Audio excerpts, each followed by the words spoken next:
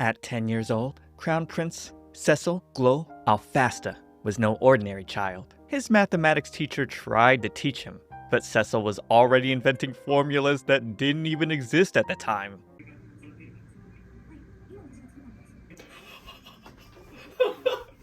What? So this guy is like a giga genius. Wait a second, let's go back. Hold on. My Princess Seal, no theorem exists. Indeed. I've just created it. 10 years old. Okay, so this is where we're starting, huh? This tutor was so taken aback about how this would change everything, he ran off to go make a report to the society. Most would be at a loss, with their tutor dipping out on them. But Cecil could understand anything after hearing it once, so he didn't need to be lectured for long periods of time. It was all so boring to him. Until one day, his fiancée, the daughter of a marquis, Bertia Ibil Noches, told him she was the villainess. Guys, is this mean for me to say? She's kind of fat. She told him it was her role to rip him and the heroine away from each other and leave him completely shocked in the end. He smiled back at her because it was the first time something didn't make sense. Today was the first time he also met Bertia face to face, and it was clear he wasn't the only one who didn't understand what she was saying. He turned back towards her to say standing and chatting wasn't really the thing to do and invited her to tea. She somehow wasn't ready for that. That's where Cecil introduced his personal butler, the green-haired Zeno. Bertia stared at him sternly. Cecil asked what was wrong, and she thought he was a little too composed for his age. She asked if he was possibly also a reincarnation. Reincarnation was another curious idea to him. He explained he was taught that's how royals behave themselves. Zeno thought otherwise. This is how royals behave themselves? Butler. No, it isn't. He thought if there was some other detached, philosophical, 10-year-old prince, no one could stand it. I love how it's implied Cecil has basically Hokage-level thinking at the age of 10. It's like Itachi, munching like a fat pig. Bertia replied she understood. Then, she told him this may shock him, but she had more memories of a past life. In the land where she was born and raised, Japan, there were stories she could watch with moving pictures that were like novels. These otome games were something she enjoyed immensely. Dang, the shot is Cecil. When she regained her memories, that's when she realized she was born in the otome game that depicted this world. That's how she knew the scenario in the future, that Cecil would fall in love with the noble's daughter, the Maiden of Destiny, and that as the villainess, she would turn into a jealous demon and torment her horribly. This would eventually enrage Cecil, leading to the fall of Bertia's family. In short, getting the better of her would allow Cecil and the heroine to find happiness. Even though she was fated to fall, she wanted to do it beautifully and become a first-rate flower of evil.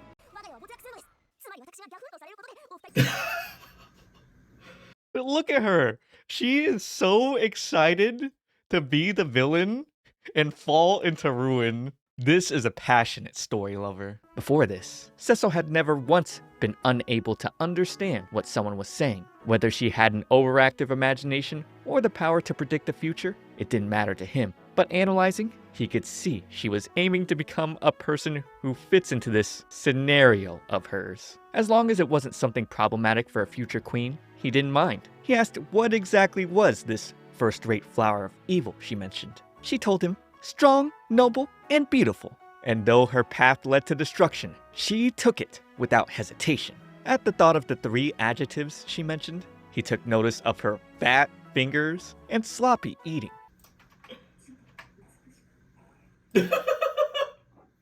Oh my god. So he's on the same page with me. She say strong, noble, and beautiful. He thinks she fat too.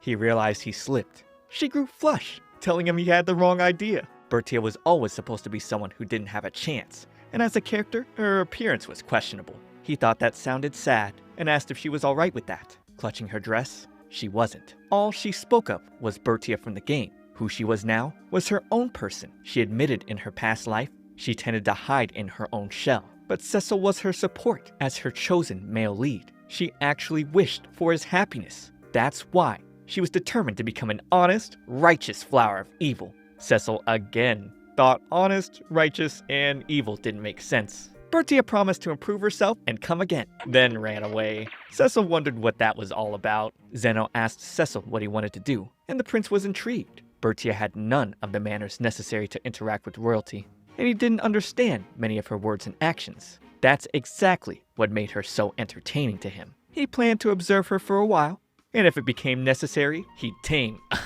lead her down to the correct path. In his words, Zeno could see he was enjoying himself. And as for Cecil, the sense of unpredictability wasn't bad. Generally, he could do anything on his first attempt, so the world for him was a tedious place. He rarely ever felt a sense of accomplishment. In his eyes, the world lost its color, which is why he hoped Bertia wouldn't betray his expectations. Okay, so now that they kind of knocked out the whole dynamic, I think this premise is actually pretty interesting. So it is a reincarnated villainous story, but we're seeing most things from the prince's point of view, who knows all about it. Yeah, this is gonna be great. 1 year later, Zeno would present him a report from a messenger. Lady Bertia had secluded herself within her home for a year. Cecil was positive, which confused Zeno. But the prince had been keeping tabs on her and told him once he saw her, he'd understand. A few days later, they'd meet with a much slimmer Bertia, who had some kind of fox around her neck. Cecil was impressed. The reports were true.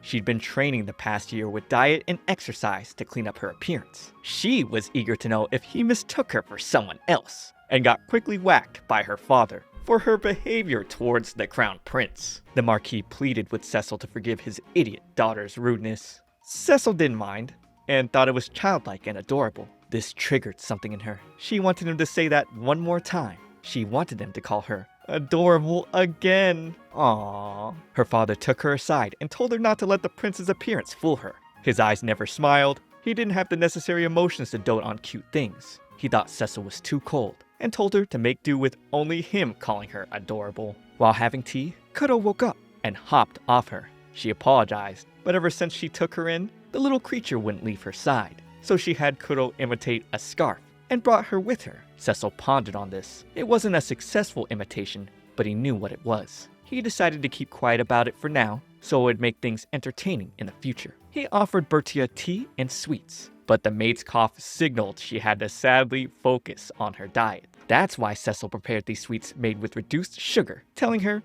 he wasn't too particularly fond of sweets himself. Wow, he's so thoughtful. Bertia lit up, excited to munch, and the taste filled her with joy. Cecil thought she wanted to be evil, but felt like she was heading in the opposite direction. Discussing tomorrow's party, she decided as a first-rate villainess, she'd nobly fulfill her duty as his partner. He wondered why she meant to seem reliable, but now he felt anxious. He told her to keep the fact she was a reincarnated villainess a secret between the two of them. Entering high society was a world where you never know what may end up having a harmful result. She was at a loss, so he explained a flower of evil who left herself open to attack would seem inferior, and now she got it. Defeating one's opponent in secret was first-rate, while talking big and digging one's own grave was third-rate. She was going to be different from Bertia in the game by becoming a beautiful, noble flower. He was glad she got it, though he felt her understanding was slightly skewed. Tomorrow was his 11th birthday, and she was excited to celebrate it.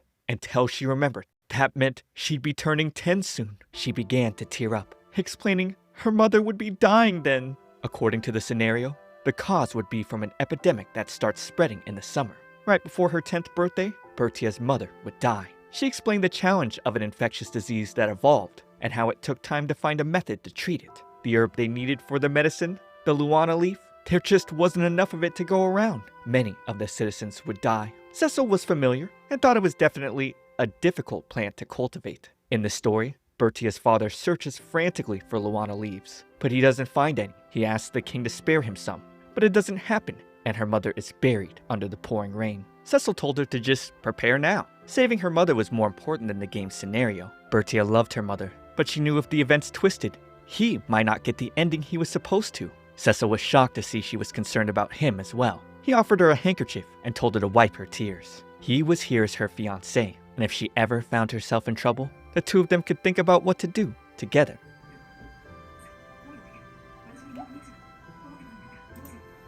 Oh man, guys, this is getting my heart. Another year passed, and at her house, Bertia told Cecil he was so awful. She quickly apologized for coming off so unbecoming of a lady. but he told her it was fine, asking if he'd done something to cause her charming face to crumple. She explained she wanted to develop more of a strategy against the epidemic, but all he ever replied in his letters was, "It's alright." She didn't know what to do. She desperately tried to collect Luana leaf, but didn't have nearly enough. And for some reason, when summer came, the disease didn't spread. And her mother was in perfect health. She didn't understand what was going on. He smiled, telling her not to worry. The epidemic did begin, just like she said, but it simply died down. She was blown away. He used the information she gave him to guess the disease and made medicine for it?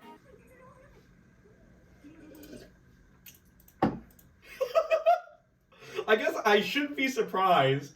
He just, I used your information to guess the disease, and I made medicine for it. I don't know why this still surprised me because he is a boy genius, but it's pretty funny.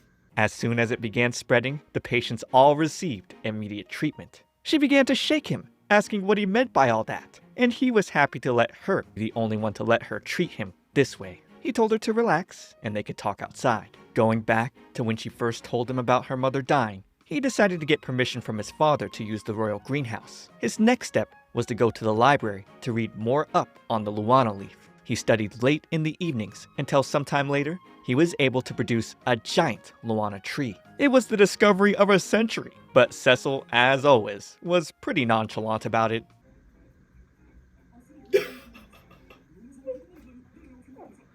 So basically, he develops a giant tree to cure COVID.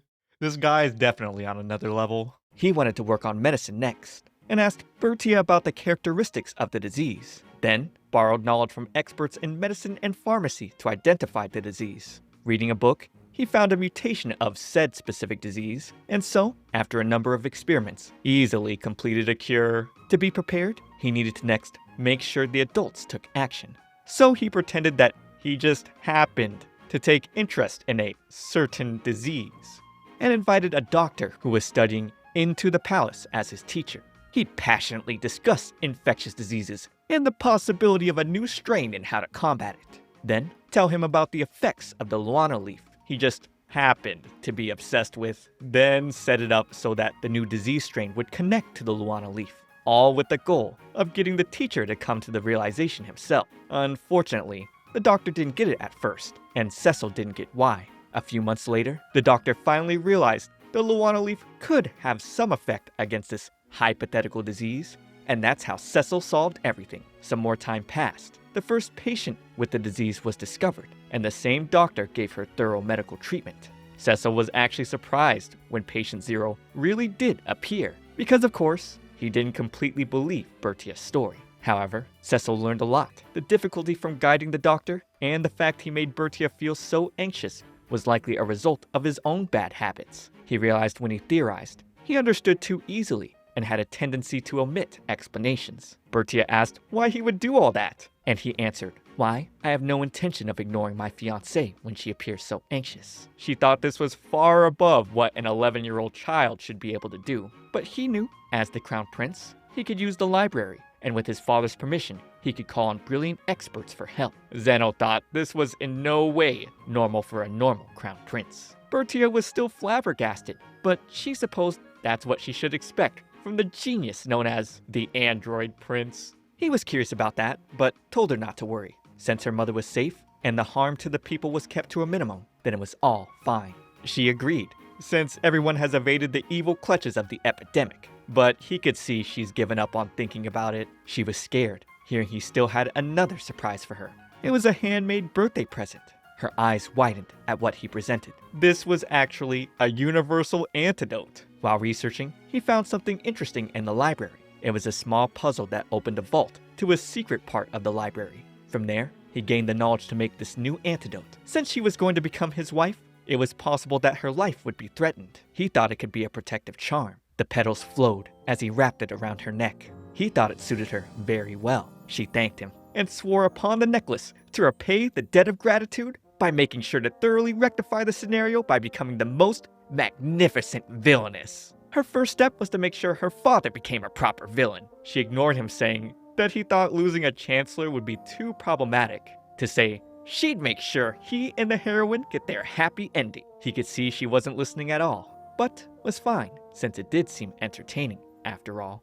Out in a forest, the heroine would find an injured bird. She told it there was nothing to be scared about, and suddenly remembered that you need to like the video and subscribe to my channel, because here on my Shoujo Weekly, I'm covering all the new releases in the shoujo genre. Villainous stories are some of my favorites. That's why I got a whole playlist for you here, filled with action, drama, and romance. Be sure to watch it if you're looking for more. So come on, remember to hit that subscribe, or you're getting isekai'd. Visiting the prince, Marquis Noches let out a huge sigh. It's been a year now since Bertia started recommending evil acts to him. A year since that outcry over the epidemic. Cecil thought time sure passed quickly. The other day, she even gave her father a handmade book for him to read called The Best Things About Being a Villain, Starting Down a Villain's Path by Zero. Oh my gosh, it's so cute. The book was incredibly easy to understand and entertaining to read, featuring clear depictions of the difference between legal means to make money versus illegal means. Cecil thought the numbers on embezzlement and fraud were oddly realistic. Perhaps info she gained from her previous life. Day and night, all she did was talk to her father about becoming a criminal. Cecil could see her actions were intended to keep her scenario from falling. He considered following up to smooth things over. He told the Marquis to not let it worry him too much. He assured him it was just a common adolescent phase where Bertia was attracted to men who were a bit bad. However, Douglas argued if that were true, then why wouldn't she try to make Cecil bad instead of him? That's a good point. But even then, Cecil laid it on smooth that she loved her father very much, and Douglas bought it immediately. Also, he thought Cecil's evil-mindedness tended to leak out, and his daughter must have decided she didn't need to recommend things to him. Switching topics, he brought up that it was time for his daughter's debut into society. He felt moved, but also extremely worried. Cecil told him it'd be alright. He'd support her, though if something interesting happens, he may let her flounder for a little while.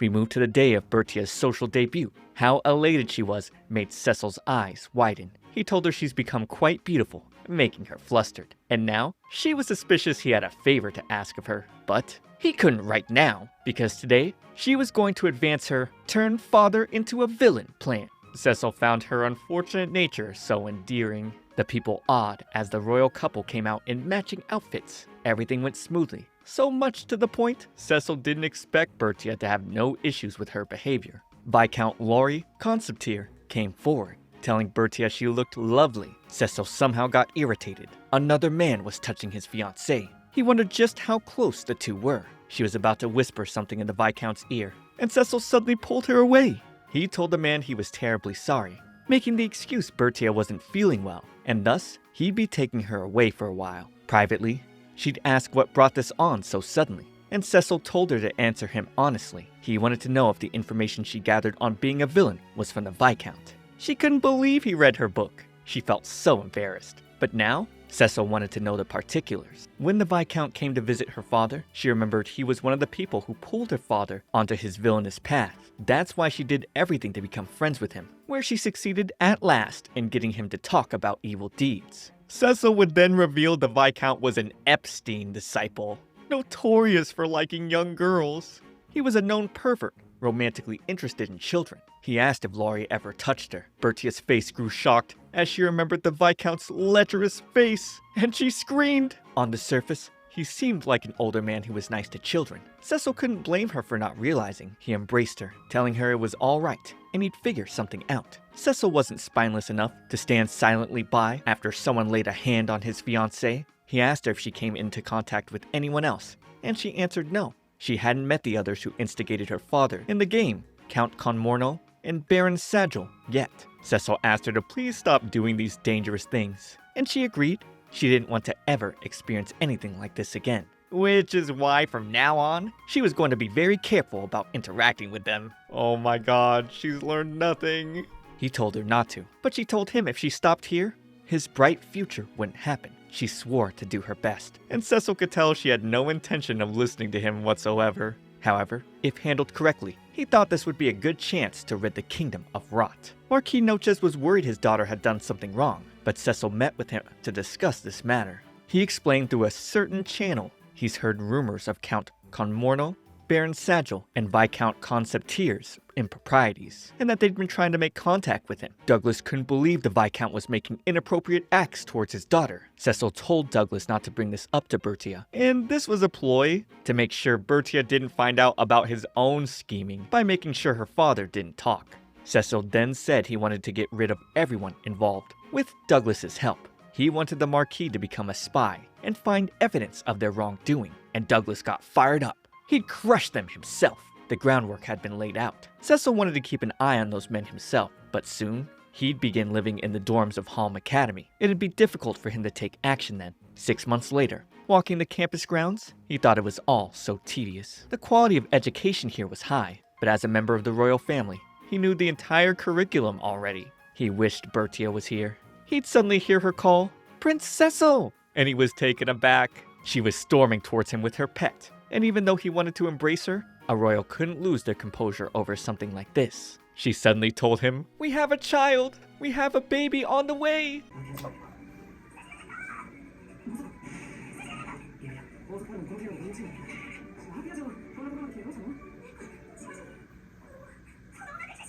Oh! This is a crazy first statement to come back to. Cecil's eye twitched, and mine would too. She continued on, and while the prince was just thinking he was bored, he had no recollection of wishing for carnage like this. One of the boys said, "That's Prince Cecil for ya. He's a man among men." Dang, aren't they like 12 now? But Cecil wouldn't dare lay hands on his fiancée before marriage. She didn't want to cause him this much trouble. She said it was such a happy event, but she couldn't bring herself to feel honest joy about it. Cecil wanted her to stop saying things that invited further misunderstandings. He gently asked, just who has become pregnant with whose child? He held her close, telling her if he didn't know, he wouldn't know how to help. Look, even her pet wasn't prepared. She apologized for being so silly, and then explained her mother was pregnant with her father's child, of course. Who else? With the others staring at them, she had to clear up this misunderstanding. And now that everything was cleared, Cecil began to drag her away, but not before making sure the other students promised not to let any odd rumors circulate.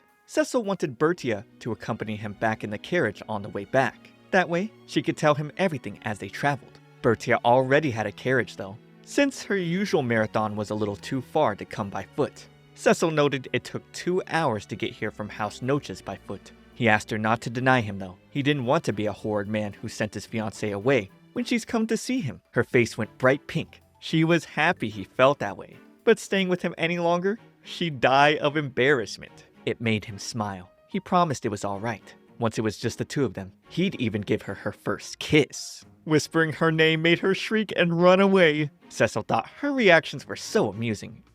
Adorable. He couldn't help himself. He told Zeno it was in no way revenge for her causing him to lose his composure earlier. Zeno thought he was so conniving. Bertia.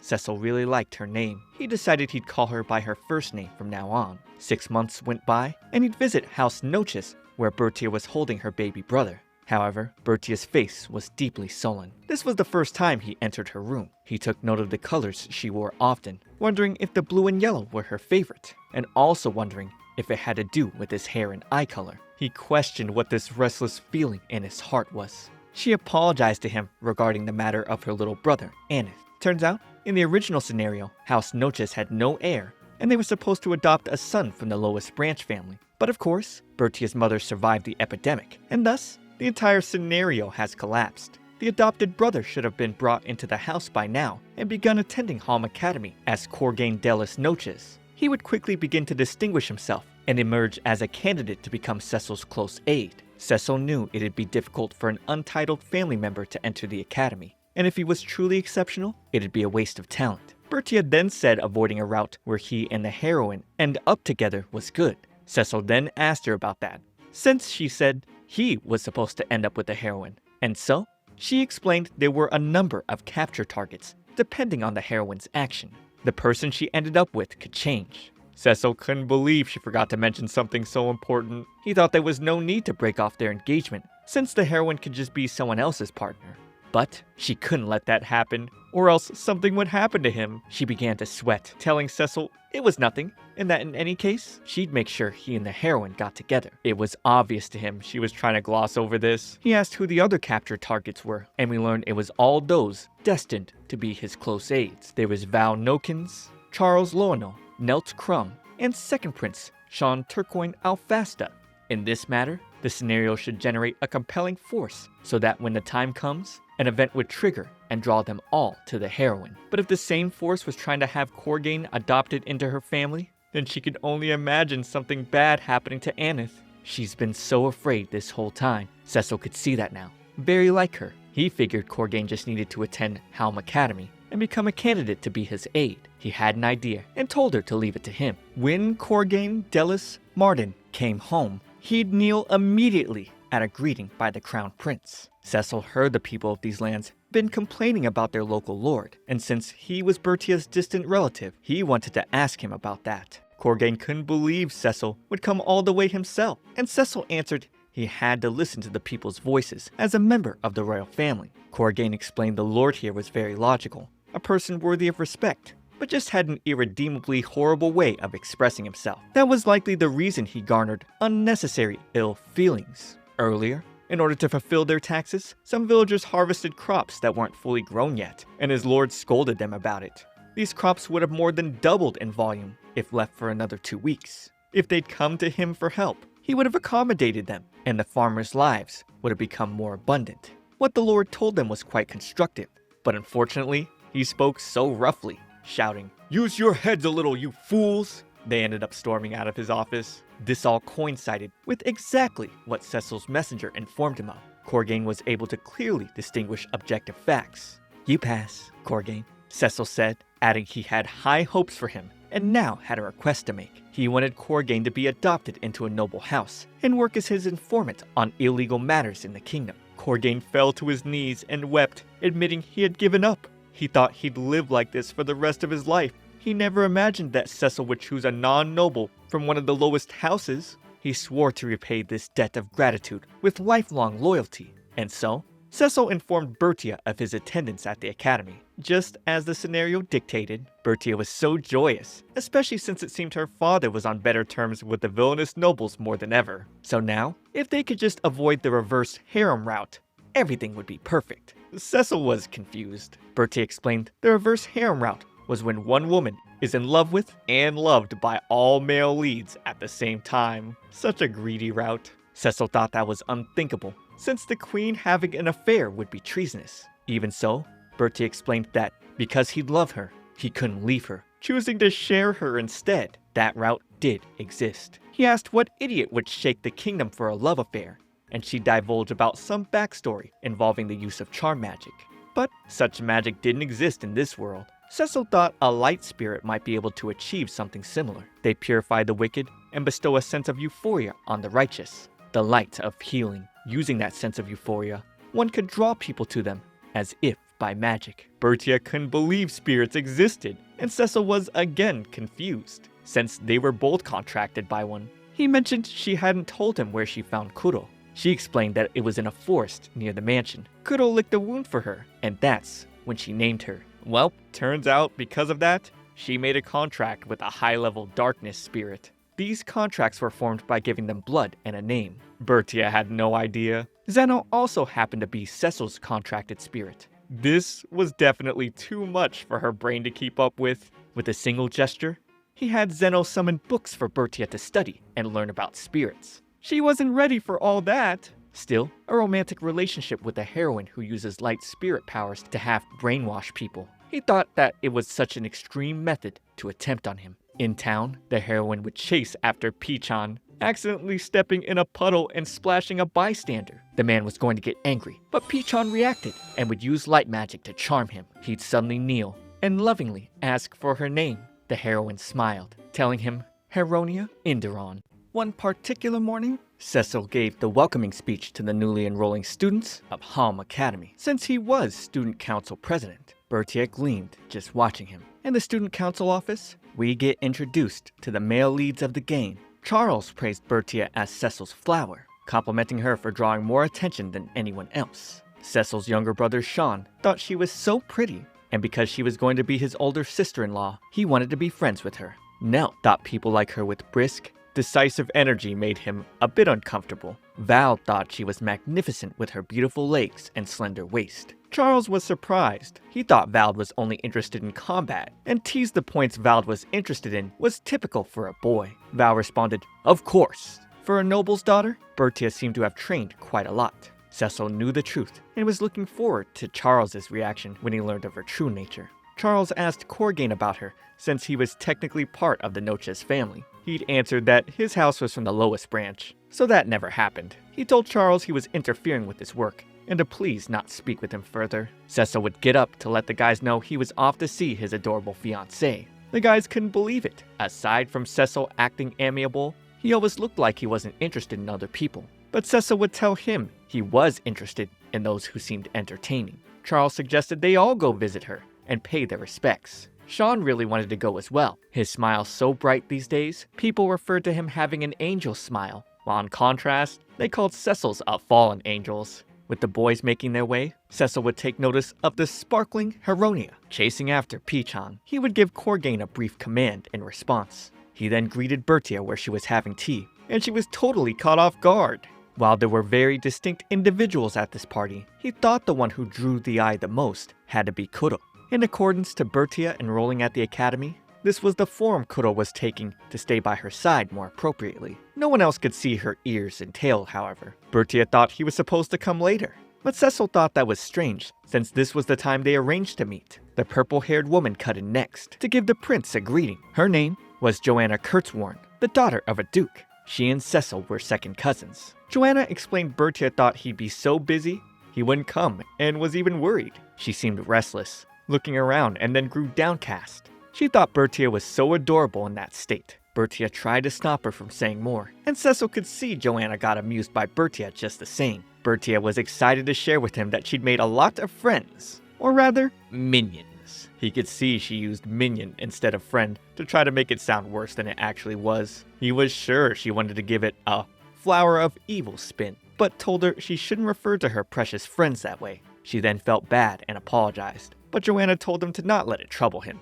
These ladies were all members of the Society for Adoring Lady Bertia. Red-haired Silica Lunea, green-haired Cynthia Sornelis, and brown-haired Anne Kogareth. They were an unofficial society more akin to a fan club, their modus operandi being to watch over Lady Bertia as she flourishes and grows. Bertia was extremely popular with all genders. Anne thought watching her was healing.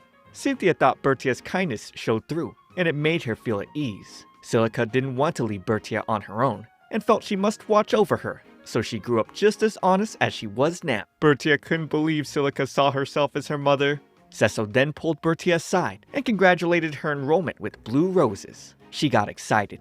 This had to mean he completed the Meet Cute event, though the color of the roses was a little different than in the game. Blue roses were a legendary class item. He got them for her because she liked this color, and in all the world, there was only this one pot of these roses. She felt bad for accepting something so precious, but she loved them. They were the beautiful color of his eyes. With the ladies all gushing over her, she swore that it wasn't what she meant, but she just liked a pretty blue. That's why she liked it. With the scenario changing here and there, she was worried about what might happen, but felt relieved he successfully completed the Meet Cute event. He asked what that was, and she was shocked. Surely on the way to the party, he came across a pretty girl frolicking with a white bird. He remembered that girl was laughing in an oddly high voice and talking to a white bird. She seemed suspicious, so he had Corgain report her to a teacher.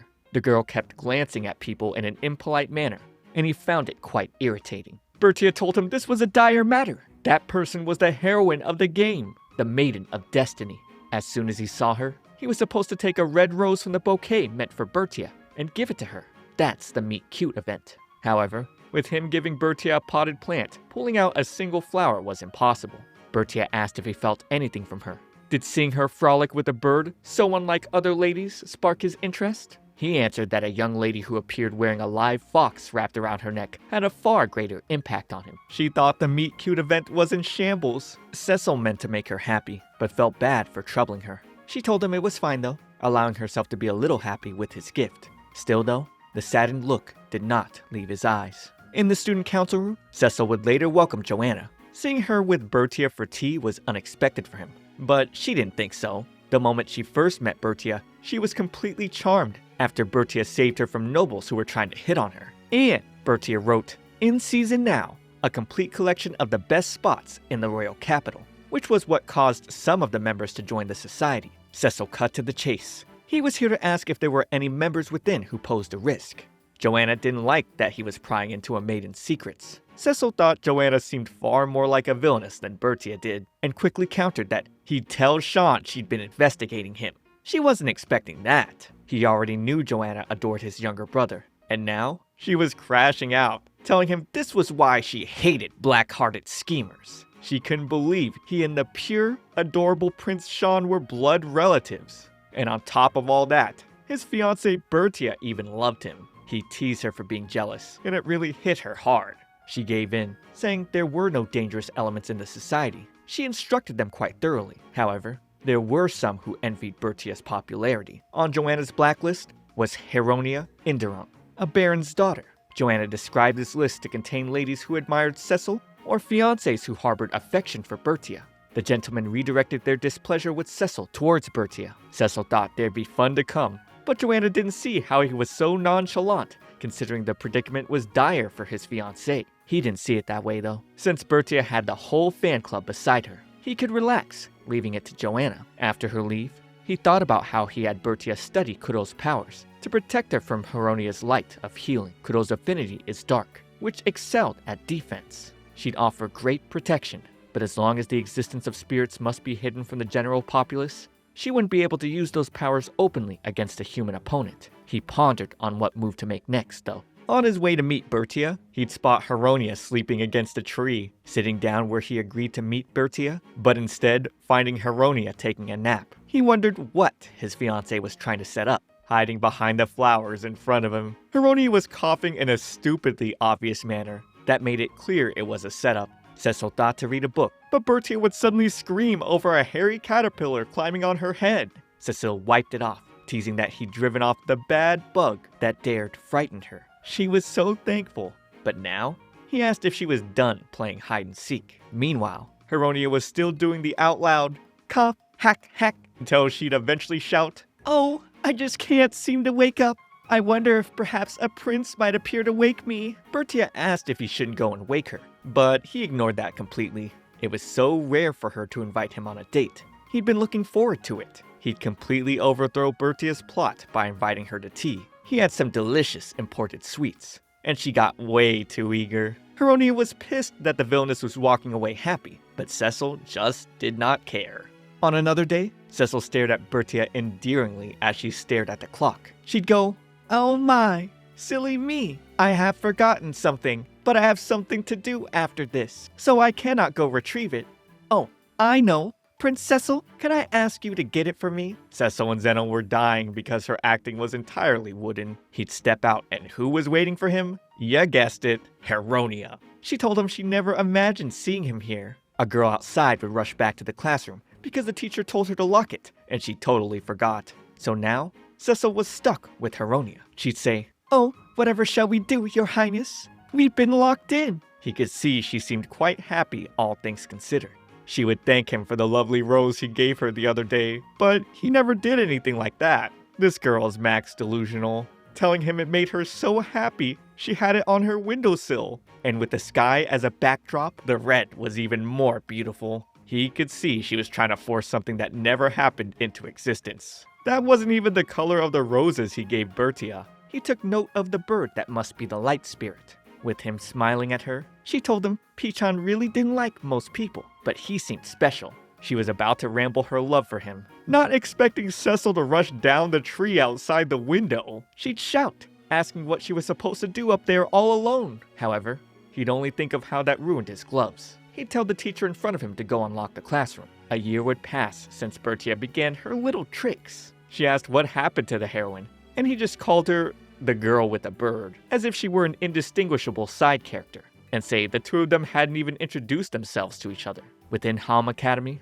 most of the rules of high society still applied. The extreme of these rules is that aside from administrative necessity, those of lower status must never speak to those of higher status. Unless you are introduced, acting as if you don't know each other is polite. According to this rule, Heronia and Cecil were still strangers, though she didn't seem like she was going to abide by proper manners. Bertia asked why. She guided him to so many event spots, and he shot back she'd been caught. So all the things that happened were on purpose? She was at a loss for words. He sighed, admitting he had thoughts about this, which was why he was maintaining a distance from the heroine. He asked Bertia to please watch over him. She could see he must have some profound plan. After all, he'd surely never let his beloved princess get away. And he assured her, keeping her unaware that his adorable princess was her and only her. He'd never let her get away. He wondered why, as of late, watching Bertia fight so hard to put him together with Heronia made part of him enjoy it. But also, part of him was unamused.